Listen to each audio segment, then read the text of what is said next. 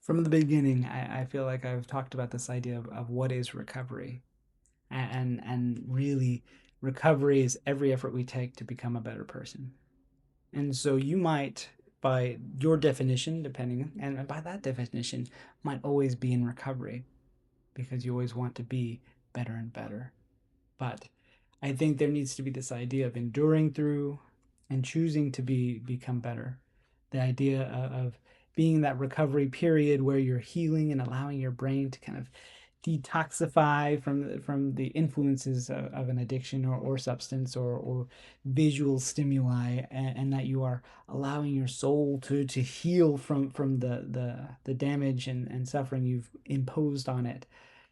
And recovery is that middle part of allowing us to heal, taking those steps necessary to take off the load and burden to stop abusing ourselves in those ways. And the recovery comes from all these things that we've talked about. Recovery is putting in the work, sacrificing, making the decisions, the commitments, addressing your desires and your motivations, and building up your willpower to choose the things you want to choose, connecting in the ways that you want to connect. And kind of after recovery, though, can come thriving, can come this idea of developing the lifestyle you want to have, to building the goals from the very beginning that we've talked about, then your intentions of continuing to move forward and to build a legacy that you're going to leave behind. In my church, in what we talk about, we do kind of service missions to sometimes different countries, different places. We travel and we share our beliefs and teach people. And then we do that for a certain period of time.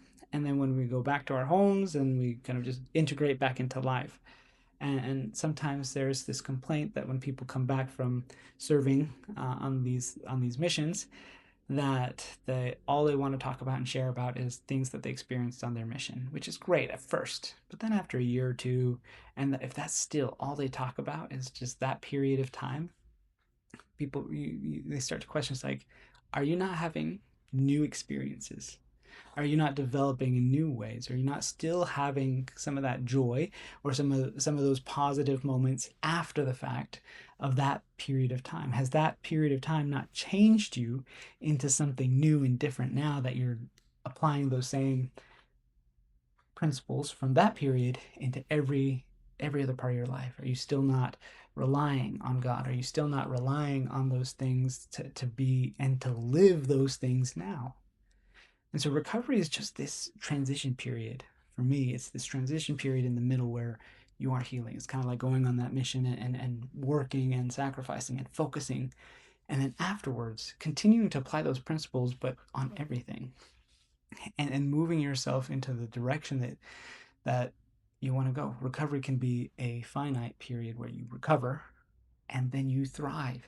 You live, you engage using the same things that you've been doing that got you out of that, but to kind of keep yourself moving forward. I think this a lot of this is kind of reminds me of when we talk about getting out of debt or Dave Ramsey's ideas of becoming debt free or his money management skills and stuff like that.